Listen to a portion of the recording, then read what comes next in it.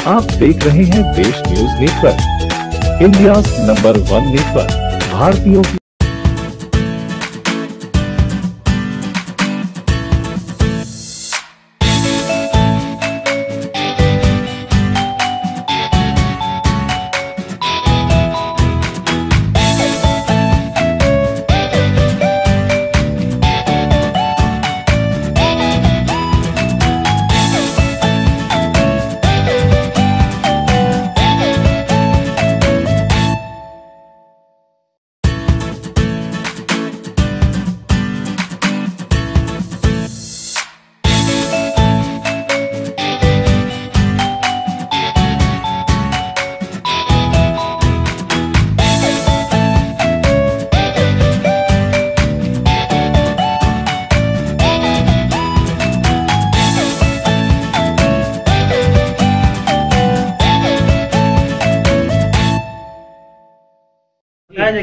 आज प्रसन्नता है पटना वासियों के लिए ख़ास तौर पर कि गौरिया मठ में जहां एक डेंटल हॉस्पिटल का प्रारंभ होने जा रहा है।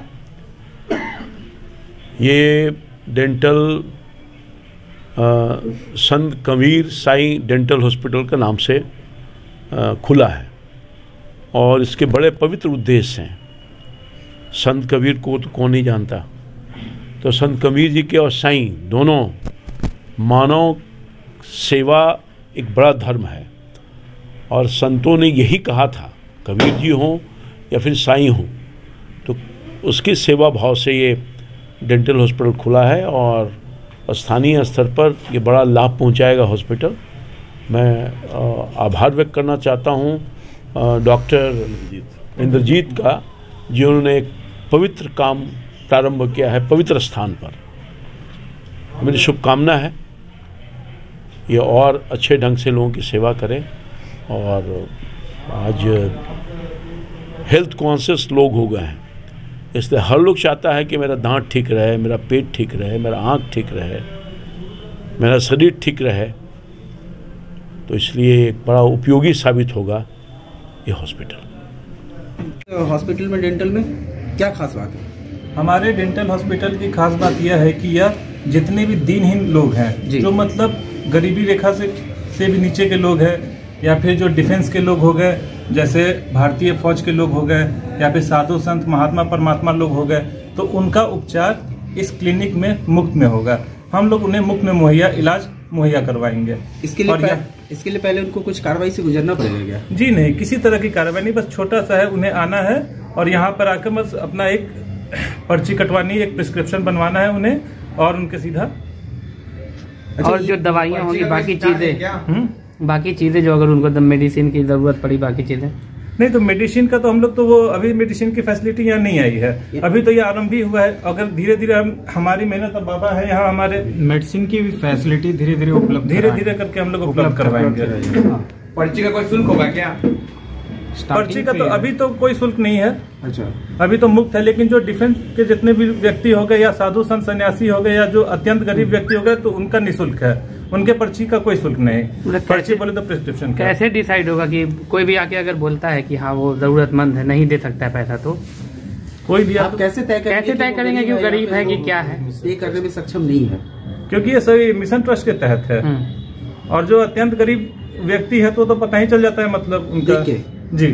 अच्छा। नहीं तो मतलब उनको ऐसा बन के आना पड़ेगा गरीब? नहीं, बन के नहीं आना पड़ेगा। बन के नहीं आना पड़ेगा। अच्छा, एक बात बताइए, यहाँ पे क्या क्या चीज का उपचार होता है?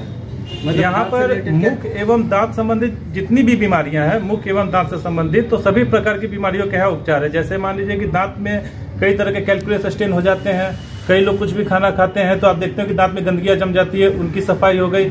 कुछ व्यक्तियों के दांत में दर्द रहता है तो उनके समस्या का इलाज, या फिर किन्हीं का एक्सीडेंट हो जाता है तो आप कई बार देखे होंगे कि जबड़ा वगैरह ब्रेक कर जाता है, जिसे हम मैंडिबल कहते हैं, ऊपर वाले को जाइगोमेटिक कहते हैं, उसका भी इलाज है।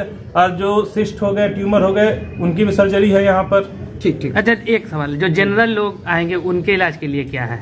जो सक्षम अभी तो ये आरंभ ही है, धीरे धीरे करके उनके बारे में भी विचार अभी चल रहा है। मतलब अभी फी है?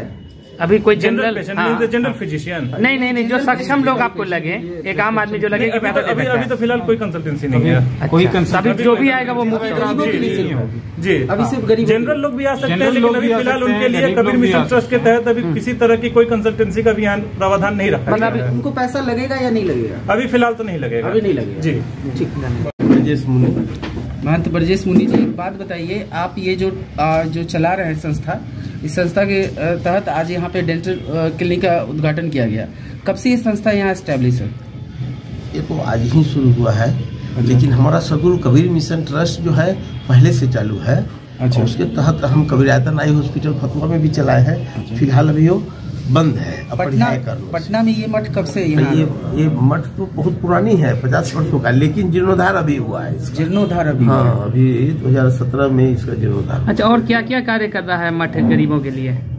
गरीबों के लिए हम लोग हर संभव अपने ट्रस्ट की ओर बैठक करेंगे, बैठक करके विचार विमर्श करेंगे। हम लोग जितना फंडिंग होगा उसी हिसाब से हम लोग वो करेंगे, जितना सुविधा हो सके हम लोगों का यही वो है। इसके लिए आचार्य किशोर कुणाल जी ने भी हमें आश्वासन दिया है कि हमसे भी जो बनेगा आपका मैं मदद करूंगा।